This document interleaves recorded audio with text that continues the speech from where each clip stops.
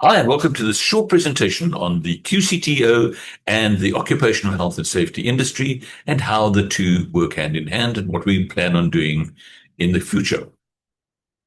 Hi, and welcome to this short information session. This is the third in a series. And if you missed the number one and number two, please let us know if you'd like to catch up with those. We've tried not to be repetitive, but there are some elements that we have to keep going back to as these are critical to our industry.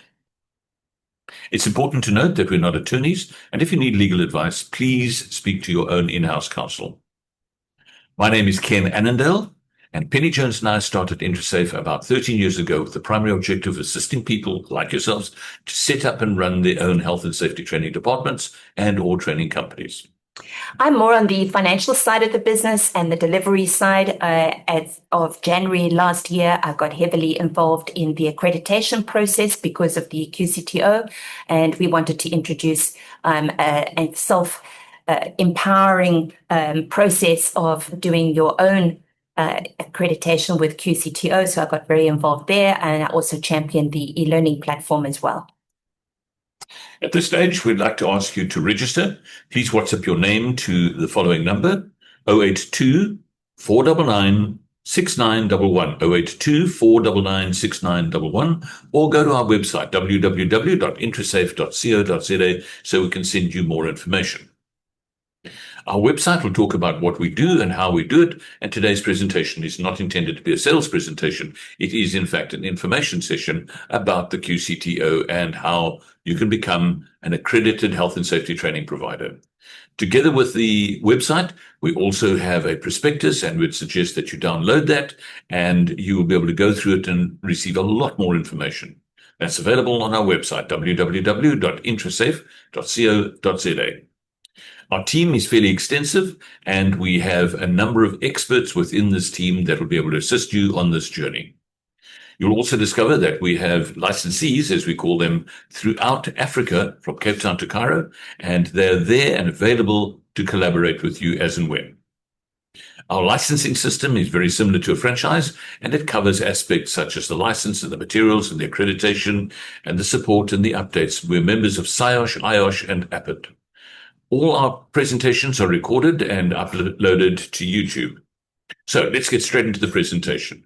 As we know, South Africa has about 17 million employees. Some of them are self-employed, some of them are full-time employees within organizations. And we also know that the Occupational Health and Safety Act applies to all 17 million. In the Occupational Health and Safety Act, it talks about the employer's responsibility, and it's very important to note this. It says that the employer shall establish the hazards attached to any work performed, article or substance produced. And that's before the training takes place. Then it says that the employer must write the necessary precautionary measures related to those hazards. And then, of course, it says that once he or she has done that, then they must provide the necessary information, instruction, training, and supervision. More about this at a later stage. We move on to section 13, where it says every single employee, all 17 million, are to be made conversant with the hazards to their health and safety and the precautionary measures that need to be taken. So we can see this establishes a foundation for health and safety training. Now, what kind of courses would be essential? Well, based on probable occupational health and safety hazards and risks, you would find courses such as these, workshops, talks, and stuff like that. So you'll notice that the middle category over there has some red items that have been identified, and we'll talk about those in a short while. And we can see that there are literally dozens of topics that employers may or may not have to do for their employees. Now, competency is something that comes up on an ongoing basis, and competency is found in the regulations of the Occupational Health and Safety Act, predominantly the ones in black. That's the most common. However, there are a number of other regulations that require competency. Now, it's also important to note at the same time that the competent person must also be familiar with the Act and the applicable regulations. This is something that is frequently forgotten. Now, having said that, what if we don't comply? Well, it says in the legislation that any person who breaks the law could be guilty of an offence and convicted and fined 50,000 rand or imprisonment. Now, there's a greater explanation to this, but I just want to point out, it says any person, and you as a training provider would be an any person. And that means contractors, subcontractors, or as they speak of it in the legislation, as mandatories. You are an any person, and if you break the law on behalf of the client where you're representing them, you too could go to jail with them. Now, that's a horrible thought, and I hate threatening people with the legislation. But the legislators in the Department of Employment and Labour are looking at an amendment bill where the fines will be 5 million rand. So we talk about inform, instruct, and train, and that comes up on an ongoing basis. And what we've done at Intra is that we've developed 25 training programs specifically to address the topics that could come up. We have a training material catalog, and you can request that as well. It's possible to buy all of this training material on our online platform. Okay, now let's get into the background. We know that in terms of the Skills Development Act and the levy, the employer must pay 1% of their salary bill, where the salary bill is more than 500,000 per year, and that goes to SARS. This means that SARS collects about 20 billion, that's billion with a B, rands, and that money then is supposed to go to and for the training of employees. About 80% of that goes to the SETAs, and the remaining 20% goes to the National Skills Fund. You can do the numbers over there, how much money the SETAs get. Employers are able to get some of that money back, but they have to go through a process where they submit their WSPs and the ATRs. So with that in mind, the employer is able to recover some of the money, and there is a 20% grant that can come back called a mandatory grant or a discretionary grant. Now that's 20% of the 1%. And we've heard in many instances that employers say, not worth the effort, especially if it's a small organization. However, if the salary bill is 500 million or 50 million, it definitely is worth the effort of going through the exercise. But sadly so, with all this money available to the training industry, nobody funds us, the small, short course training organizations. It's such a pity because I believe we could do so much more if it was properly funded. But there are a couple of things that employers often think and regard as law. They think that training providers have to be accredited and that employers have to use accredited providers. Now, that's not true. Quite simply, we see that there's a government gazette that came out in the year 2000 that said not entirely correct.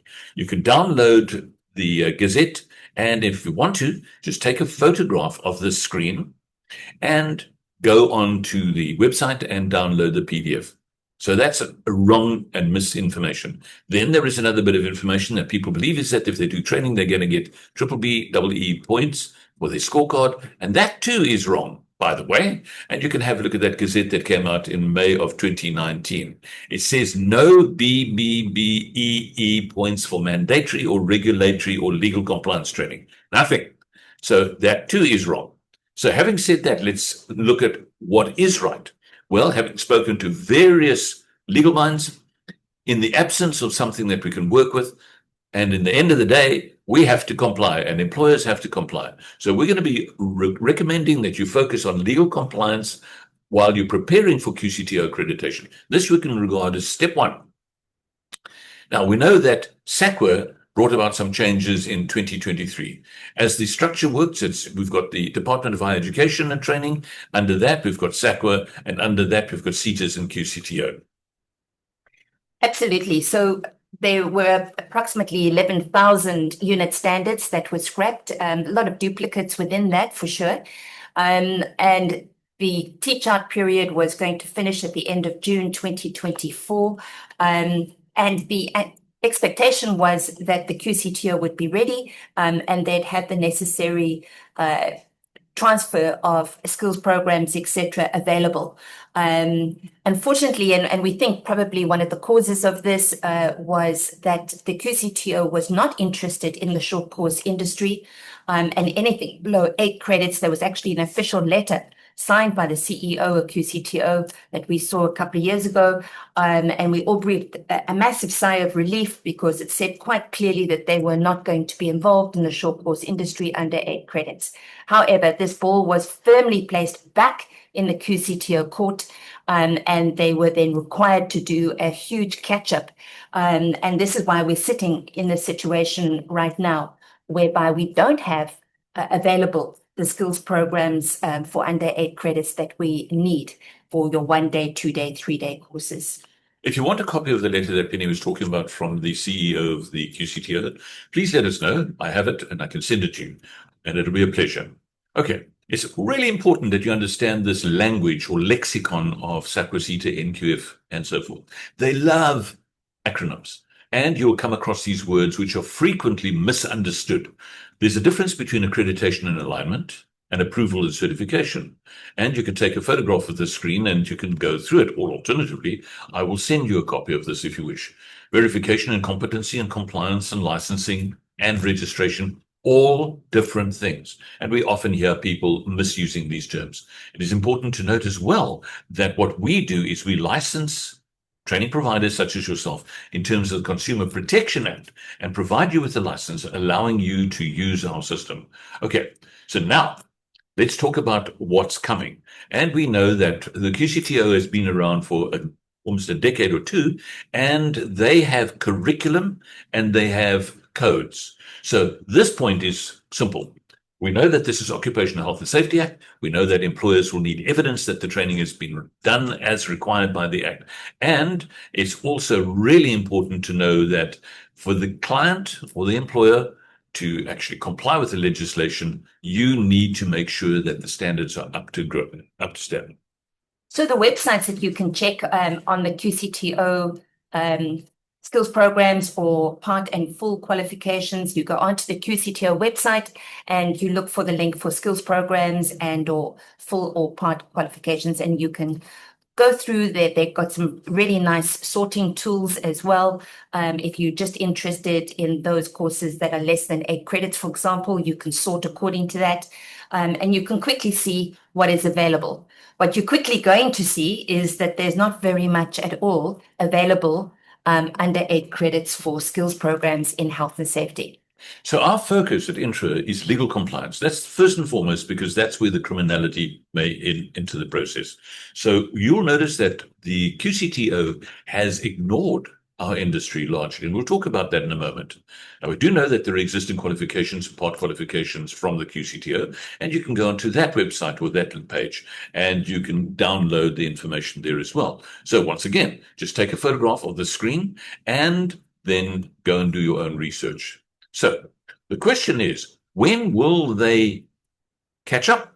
When will the QCTO catch up and provide replacement curriculum and codes that replace the old SAQA unit standards? We don't know. And we were holding our breath and waiting and quite optimistic that it'll all happen this year. Okay, but what do we do in the meantime? We focus on legal compliance. Please make sure that that message goes through to your employer, employee, clients, and so forth. Legal compliance on what? On those topics that we raised just now. Now, just very, very briefly, we are really pleased to say that the ones in red, hazard identification and risk analysis and legal requirements, the QCTO has published information on this. So there are 5 OHS skills programs that are kind of ahead of the queue of the new OHS skills programs that we hope are going to be published this year, 2025. We only have 4 months left of this year. So we live in hope. But the first 5 we heard had been approved at a committee meeting in June, middle of June this year. And the 2 that Ken has highlighted there's a basic and advanced HIRA, essentially, and there's a basic, intermediate, and advanced legal liability. Of course, very, very useful courses for all of us. And a great way for you to get your QCTO accreditation in place. So hopefully, maybe tomorrow, maybe next week, maybe a couple of weeks' time. We just don't know. But as soon as those curriculums are finally published on the website, we'll be able to rock and roll. And we will promise you, we will let you know immediately. And remember, this is really important to ensure that the employer does not break the law. Remember, you're an every person and employees must be trained. And this training needs to be done ASAP. Okay, so where do we go from here? We know that as a result of the disruption in the industry, there's been a lot of discussion behind the scenes. And more recently, it's been highlighted in various organizations and places, such as ETV actually hosted a program a little while ago by Devi. Some of you know her, and it is important to note that it is now in the public attention. We can point you towards the actual recording on ETV's YouTube channel, and we suggest that you take a look at that.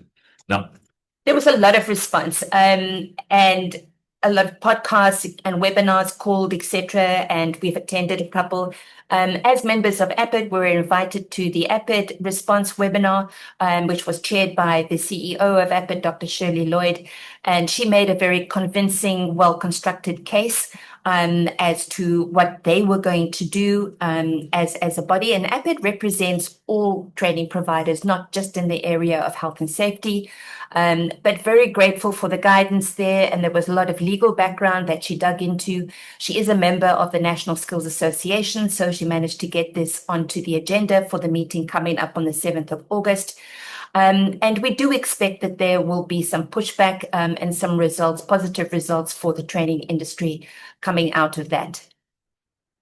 If you have information that you can share with them and with the DEVI channel or the ETV channel, they're looking for hard and fast evidence that we, the training providers, are in compliance with what we've got at the moment, and you could actually be on the program yourself. Absolutely. And I think that's a very important point to make. Is this is your opportunity to speak out and make your voice heard and say, look, this is causing lots of challenging situations for you in order to be able to do your job effectively and train effectively and keep employees safe, etc. And just kind of list the key things that are holding you back right now, and or the key subjects that you really, really need to have developed into skills programs urgently. I'm going to suggest you go onto YouTube and go to the OTA, that's the Organisation Undoing Tax Abuse channel, and see what is being spoken about. Wayne Duvenage, the CEO of the organisation, has been very involved in the exposés with regards SETAs and the corruption and the problems there. Now, that will provide you with some information. Furthermore, you can have a look at a presentation that was done by the SATPF, the South African Training Providers Forum, and the presentation is also available for you to evaluate. Now, given the fact that there's been a change in government, we know that the Department of Higher Education have replaced two former ministers. And you're probably familiar with the discussion behind the scenes. And we know that the new minister, Mr. Buti Manamela, and the deputy minister, Dr. Mimi Godwe, they are excellent. And we're really hopeful that they will be able to get this problem sorted for us. But all in due course, this has only recently taken place. So I'm looking forward to seeing some real progress from the Department of Higher Education.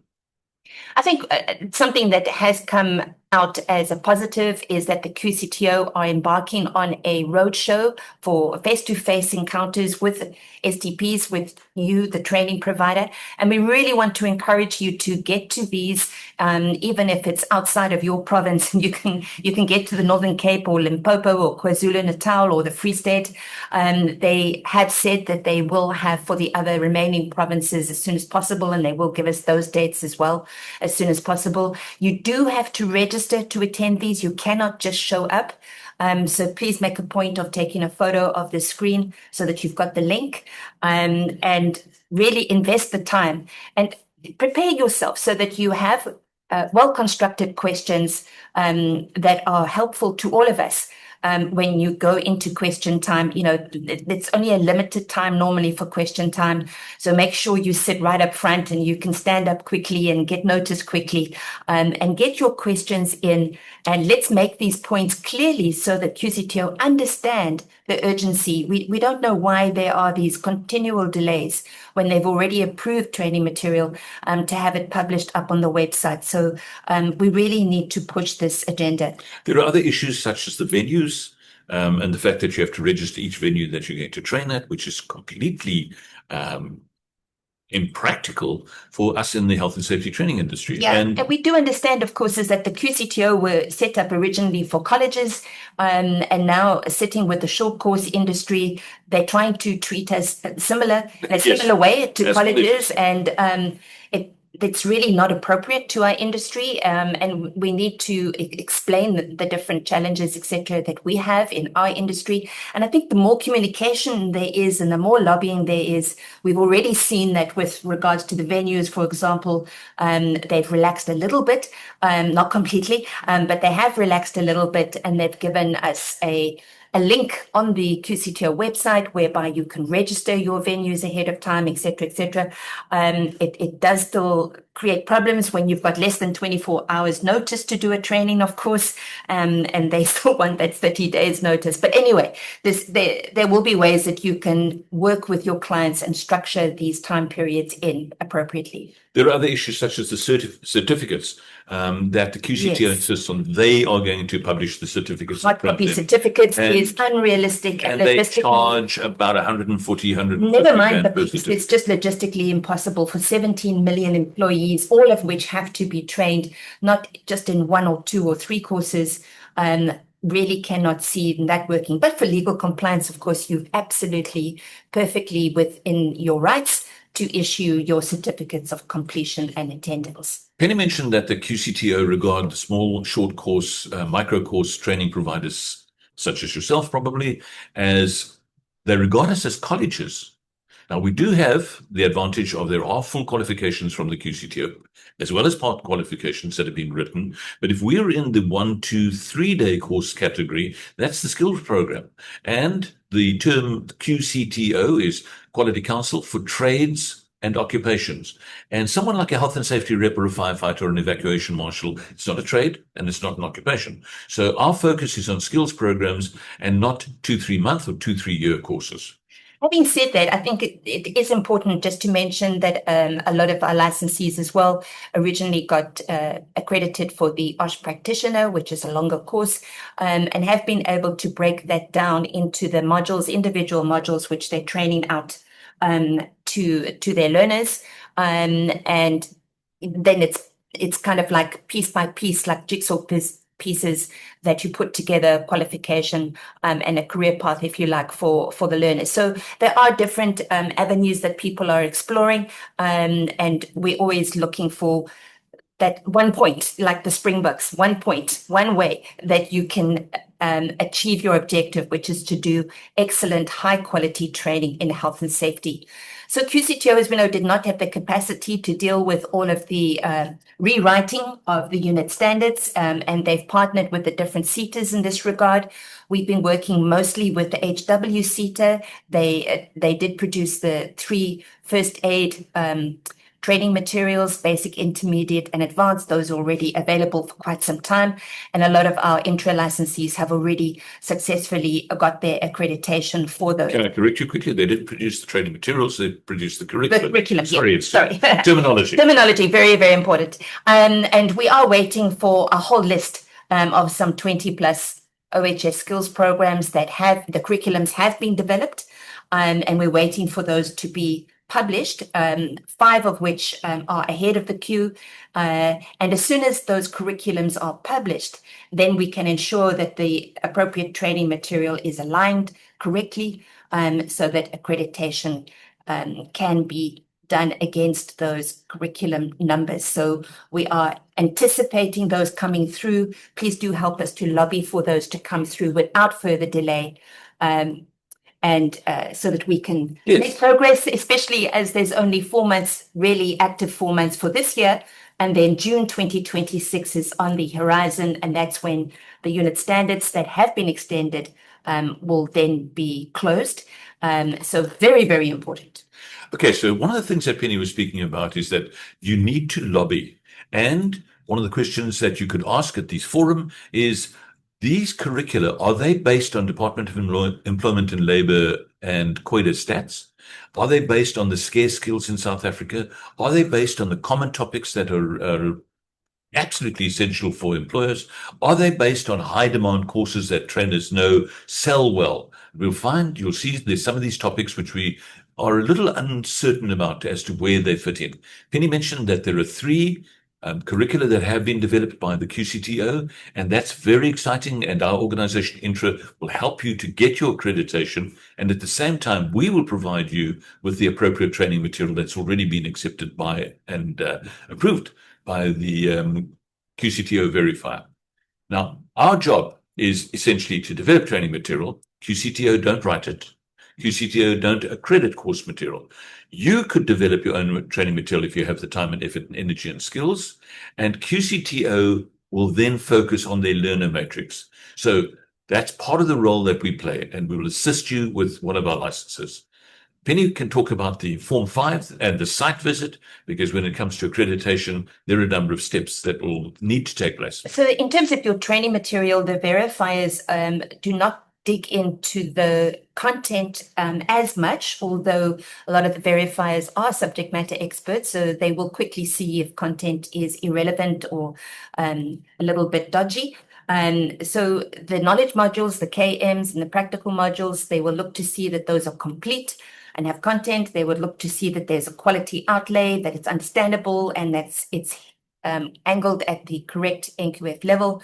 In particular, they are going to scrutinize your Form 3, which is your program delivery readiness, and your Form 4, which is your learner matrix.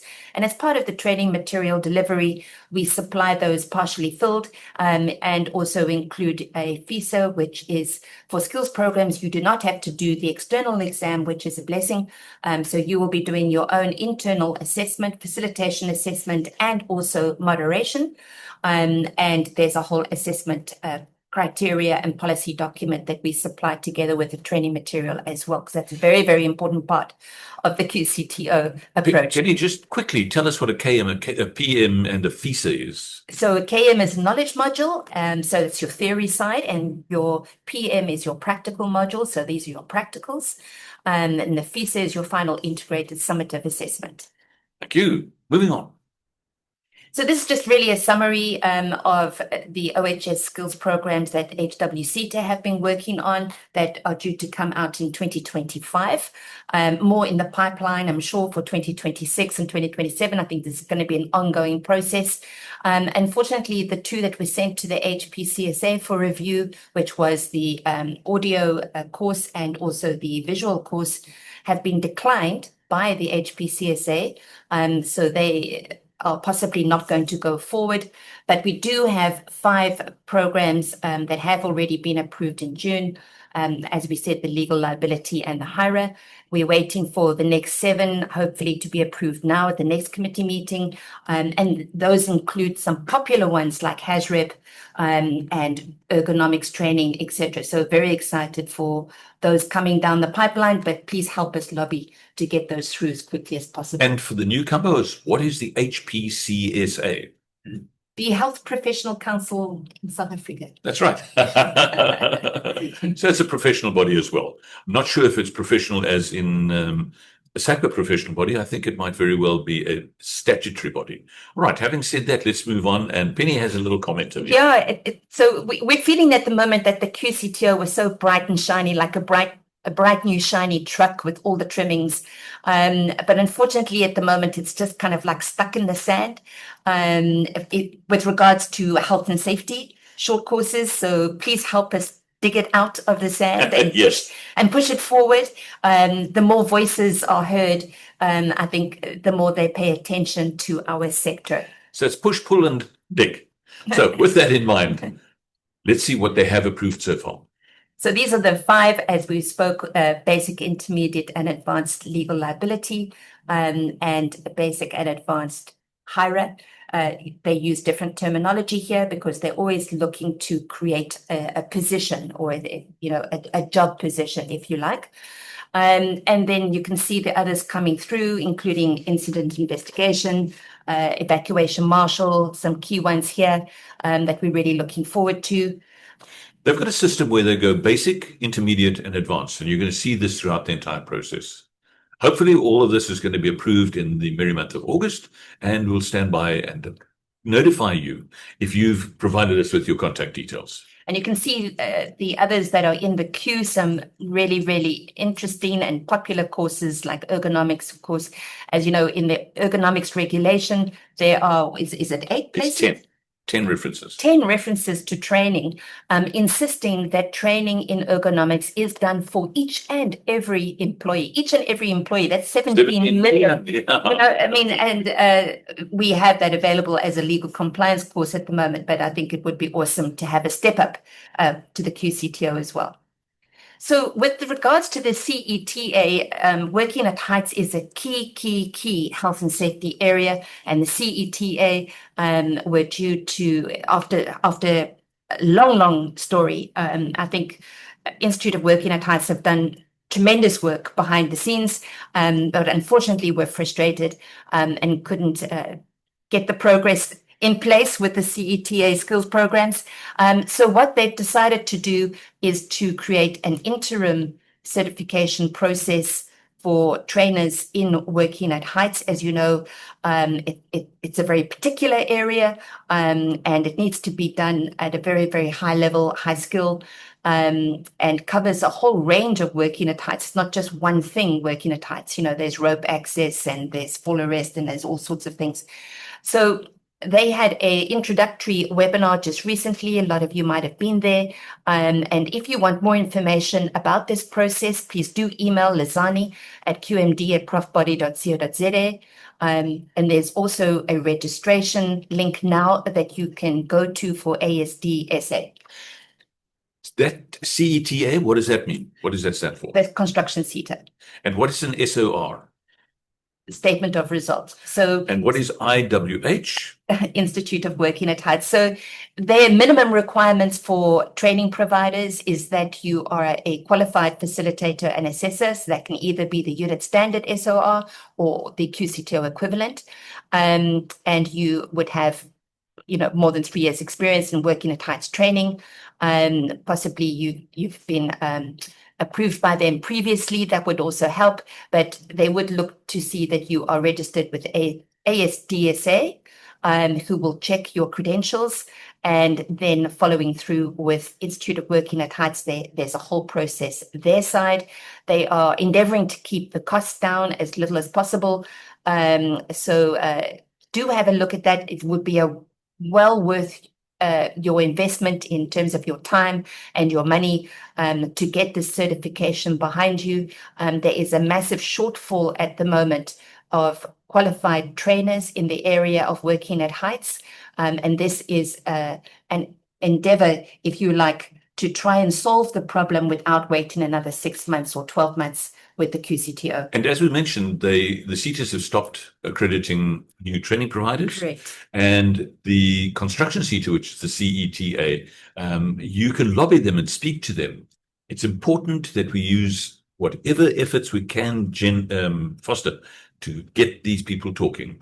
Okay, Penny's going to talk about the ASDSA, which is the Association for Skills Development in South Africa, and the registration. Absolutely. So here is the link that's just recently been published for the registration. And for more information, you can go to info@asdsa.org.za and just say in particular you're interested in the Working at Heights process, and they will guide you accordingly. Absolutely. Right. Then there is the LG CETA, which is the local government CETA. Penny can talk about what has been happening in the background. So we've been following up with them for quite some time, and they acknowledge that they are going to be developing the skills programs, but they wanted to have an introductory workshop first, which now the good news is that they have given us a date, which is the 12th of August. So if you are interested in fire or would like to be involved in this work group and in this whole process, please do come forward and offer your expertise. It's very important. And there is the link there. Take a photo of this page. There's the official letter that was sent, and be a part of that process. It does mean that we're probably 6 to 12 months away from seeing these skills programs actually be published. Maybe they can do a really fast turnaround. That would be awesome. But in the meantime, don't forget that you can do legal compliance fire training, and INTRA has that included within our legal compliance training courses. It's important to note that QCTO has fire as a qualification for professional fire people working at fire brigades. But our industry, the short course industry, it's the 1, 2, and 3 day type courses. Exactly. Thanks, Penny. Moving on. Well, where there has been some delivery is in the dangerous goods skills program. So there's 5 there, including road transport dangerous goods. We had a legal compliance course called Dango, which was a similar title. So we're very excited about that one. You've got dangerous goods rail handler, proficient road transport dangerous goods driver, shoreside dangerous goods freight handler, air transport dangerous goods practitioner. So those are a big help to the industry, and we're grateful for those. Absolutely. We have a team standing by to start developing the first one there, 250306. And the moment the curriculum is published, we will convert the training material and make it available. It is published, so we are developing. Yes. Okay, here we go. And the good news is, for those of you that are involved in the mines, there is a whopping 53 new skills programs that have been added. So you can see where the QCTO's priority has been, ranging from 20 to 52 credits and leveled mostly at NQF level 2. So have a look through that list and see what is appropriate for you. Get involved there for your accreditation as soon as possible. Remember, the QCTO limits you to 5 at a time for your accreditation application. So once again, that's something that we've been lobbying to say that, especially in the short course industry, we do need multiplicity of courses accredited. So not just 4 or 5. And you can see from that number that there's a huge number. Moving on, we've seen that forestry, occupational health, hygiene, machinery, cranes, forklifts, etc. There are a multiplicity of skills programs available there. So please do go onto the skills program website and see what is appropriate to you and to your clients, and maybe choose those or select those for your first accreditations with the QCTO.